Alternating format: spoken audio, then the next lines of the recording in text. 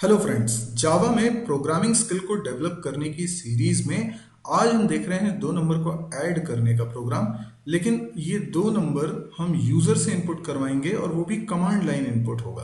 तो इससे पहले हम 2 नंबर को ऐड करने के 2 डिफरेंट वर्जन्स देख चुके हैं, जिसमें हमने यूजर से इनपुट लेने वाला भी तरीका देखा है और बिना यूजर से इनपुट लेने वाला तरीका भी देखा है। तो बेसिकली हम क्या चाह रहे हैं, हम पहले उसको समझते हैं। कमांड लाइन से इनपुट लेने का मतलब क्या है? कमांड लाइन यानी आप जब डॉस को ओपन करते हैं और कमांड प्रॉम्प्ट से आप कमांड लिखकर जावा के प्रोग्राम को कंपाइल रन करते हैं। तो रन कैसे करते हैं? आप लिखते हैं जावा और फिर प्रोग्राम फाइल का जो भी नाम है एग्जाम्पल। ओके, अब जब आप ऐसा लिखते हैं तो इसके साथ में आप आर्ग्यूमेंट्स भी पास कर सकते हैं। जैसे मैं कुछ आर्ग्यूमेंट्स लिख रहा हूँ यहाँ पे। मैंने लिखा हेलो, मैंने लिखा वर्ल्ड। तो आप देख सकते हैं ये जो अभी तक हम जावा के प्रोग्राम्स को रन कर रहे थे उसमें सिर्फ लिखते थे कमांड जावा और उसके बाद फिर प्रोग्राम का नाम लिखते थे, क्लास का नाम लिखते थे या बोले फाइल का नाम लिखते थे विदाउट एक्सटेंशन। उसके आगे कुछ नहीं लिखते थे। लेकिन अब मैं आपसे कह रहा हूँ कि यहाँ आगे भी आप कुछ लिख सकते हैं स्पेस से सेपरेट करते हुए। तो ये जो आपने लिखा है हेलो, ये पहला आर्ग्यूमेंट है और जो दूसरा लिखा है वर्ल्ड, ये सेकंड आर्ग्यूमेंट है।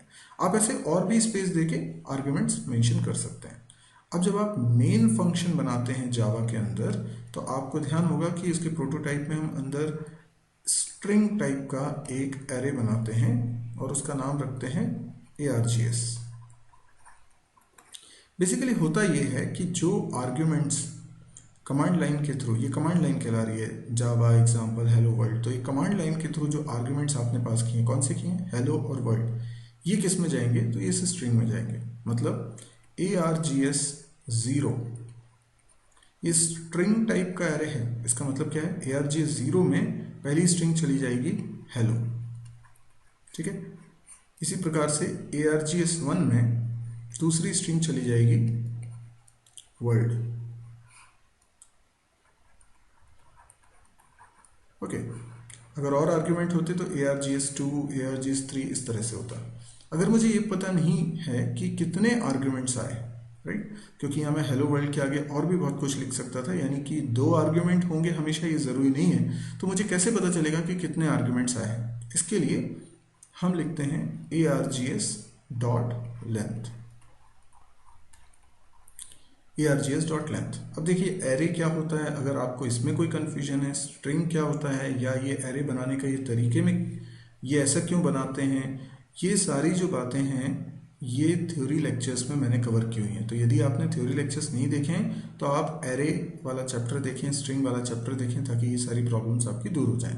अदरवाइज आपको समझ में आ रहा होगा कि args डॉट लेंथ लिखने से एक वेरिएबल को आप एक्सेस करते हैं जिस वेरिएबल में नंबर ऑफ आर्ग्यूमेंट्स मेंशन रहते हैं। तो जितने भी आर्ग्यूमेंट्स हमने कमांड लाइन के थ्रू एंटर करे थे वो जानकारी लेंथ वेरिएबल के अंदर स्टोर होती है।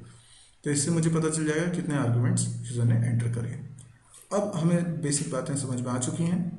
तो अब मैं यूज़र से नंबर एंटर करवाना चाहूँगा। अब नंबर एंटर करवाऊँगा तो मैं जो हेलो वर्ल्ड लिख रहा था, हेलो वर्ल्ड की जगह यहाँ पे कुछ नंबर लिख लूँगा। जैसे मैंने लिखा 35 और मैंने लिखा 17। तो होगा ये कि args 0 में क्या चला जाएगा? 35 और args 1 में क्या चला जाएगा? 17। पर ध्यान रखिए ये एज अ स्ट्रिंग जाता है, यानी args 0 में जो 35 रखा है वो नंबर नहीं है, वो स्ट्रिंग है। तो स्ट्रिंग को नंबर में कन्वर्ट करना है तो कैसे करते हैं? देखिए args 0 में क्या रखी है? स्ट्रिंग। क्या स्ट्रिंग रखी है? 35। तो मतलब वो ऐसी है। अब उसे नंबर में कन्वर्ट करना है। तो एक रैपर क्लास होती है इंटीजर, ये एक प्री डिफाइंड क्लास है, उसमें लगाऊंगा डॉट और उसका एक मेथड होता है पार्स इंट। इस मेथड में मैं एक स्ट्रिंग पास करूंगा जिसको ये पार्स इंट फंक्शन इंट में कन्वर्ट करेगा। मतलब मैंने इसमें पास कर दिया args 0। तो ये रिटर्न करके क्या देने वाला है? args 0 में जो स्ट्रिंग रखी थी उसका करस्पॉन्डिंग इंटीजर वैल्यू, यानी 35 एज अ स्ट्रिंग था तो उसको इंटीजर में कन्वर्ट करके उसने दे दिया, तो मैं वेरिएबल में रख लूँगा। अब हमें सारे कॉन्सेप्ट क्लियर है। हमें मालूम है कमांड लाइन आर्ग्यूमेंट का मतलब क्या होता है, हमें मालूम है कि ये स्ट्रिंग args क्या होता है, इसमें कैसे वैल्यू आती है, लेंथ वेरिएबल का क्या मतलब है, और स्ट्रिंग को इंट में कन्वर्ट कैसे करते हैं। अब ये सारी बातों का उपयोग करते हुए हम यहाँ प्रोग्राम बनाने वाले हैं। सबसे पहले पब्लिक क्लास एग्जाम्पल, और इसके अंदर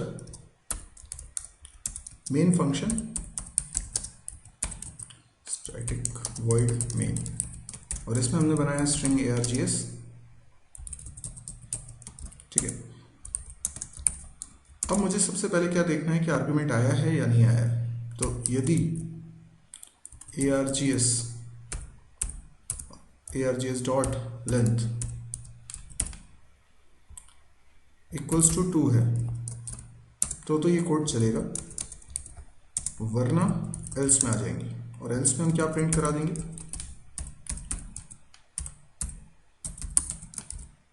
हम लिख देंगे रॉन्ग नंबर ऑफ आर्ग्यूमेंट्स, है ना।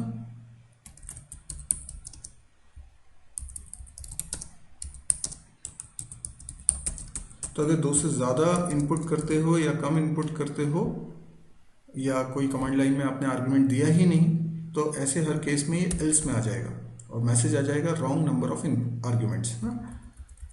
और अगर 2 आर्ग्यूमेंट्स उसने पास किए तो हम इफ़ के ब्लॉक में आ जाएंगे, और इफ़ ब्लॉक में हमें क्या करना है, हमें दोनों नंबर्स को ऐड करना है। पर नंबर्स के लिए पहले हमने एक वेरिएबल बनाया a integer dot parse int, और इसमें क्या पास करेंगे args 0। इसी प्रकार से एक और वेरिएबल बनाइए integer dot parse int args 1।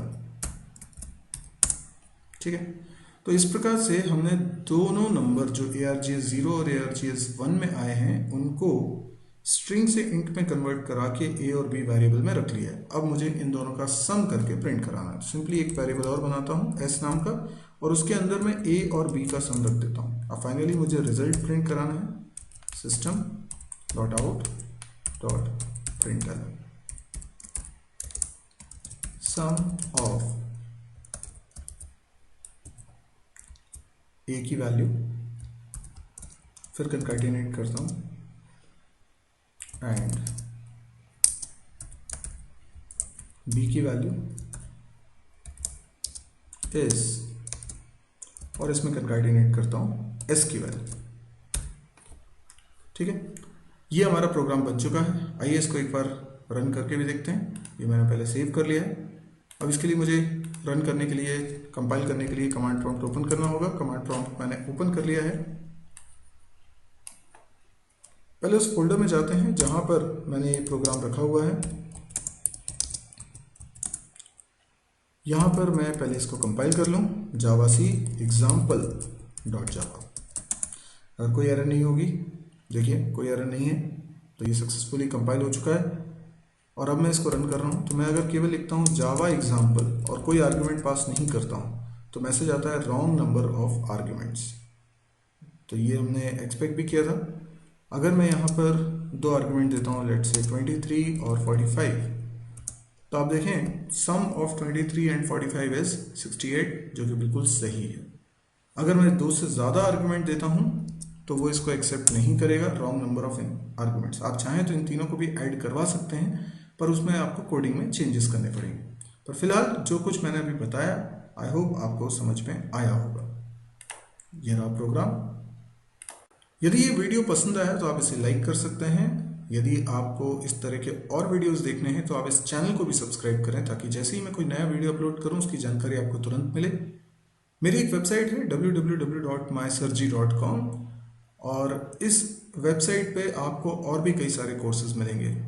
यानी आपको जावा के थ्योरी लेक्चर्स भी मिलेंगे, C++, PHP, data structure, DBMS, इनके थ्योरी लेक्चर्स मिलेंगे, इनके प्रैक्टिकल्स भी मिलेंगे, प्रोग्राम्स मिलेंगे, और कैंपस प्रिपरेशन से रिलेटेड वीडियोस और नोट्स भी मिलेंगे, ऑब्जेक्टिव क्वेश्चंस भी मिलेंगे। काफ़ी कुछ मटेरियल इस साइट पे है। यदि आपको पसंद आए तो आप दोस्तों को भी बताएं, इस साइट को रेगुलरली विजिट करें। इसमें हमेशा कंटेंट करता रहता हूं, तो आप इसको विजिट करते रहें। और यदि आपको ये साइट बहुत पसंद आए, आपको लगे कि हाँ ये लोगों की काम की है क्योंकि इसमें मटेरियल फ्री में है और हिंदी में है, तो अगर आपको ऐसा लगे कि ये बहुत काम की हो सकती है कई लोगों की, खासतौर पे उन लोगों की जिनकी फाइनेंशियल कंडीशन अच्छी नहीं है, कोचिंग्स ज्वाइन नहीं कर पाते हैं या ऐसे इलाके में रहते हैं जहाँ पे अच्छी पढ़ाई की सुविधा नहीं है, कोई भी रीज़न हो सकता है, अगर ऐसा लगता है कि आपके शेयर करने से उसके करियर को फ़ायदा होता है, तो प्लीज़ आप इसको ज़रूर शेयर करें।